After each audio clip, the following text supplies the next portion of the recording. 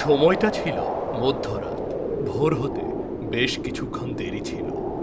এমন সময় দুজন মানুষ একটা বস্তাবন্দি দেহকে মাটিতে পুঁতে দিচ্ছে। যে লোকটি সেখানে ছিল তার নাম ছিল নিপেন, আর যে মেয়েটি সেখানে দাঁড়িয়ে সহায়তা করছিল তার নাম ছিল শোভা। তাড়াতাড়ি কাজটা শেষ করতে হবে, ভোর হতে খুব দেরি নেই।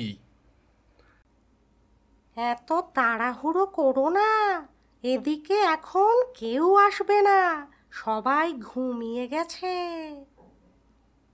আমার বড্ড ভয় করছে গো।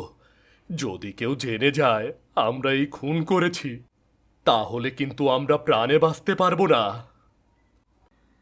আরে বাবা, খুন তো আমি করেছি, তুমি নও। তাছাড়া কেউ কিছু জানতে পারবে না। এবার তুমি আর আমি বিয়ে করে নেব আর মন দিয়ে সংসার করব। কিন্তু মিনি আমার একমাত্র মেয়ে, ওর কি হবে? ও তো মাতৃহারা হয়ে গেল। তুমি হয়তো ভুলে যাচ্ছ, মিনি আমার বোনের মেয়ে। আমি ওর মাকে মেরেছি, এটা সত্যি, কিন্তু আমি ওকে নিশ্চয়ই দেখে শুনে রাখবো। চলো চলো, আর দেরি করা ঠিক হবে না। আর কেউ আসার আগেই এখান থেকে চলে যাই। চলো চলো।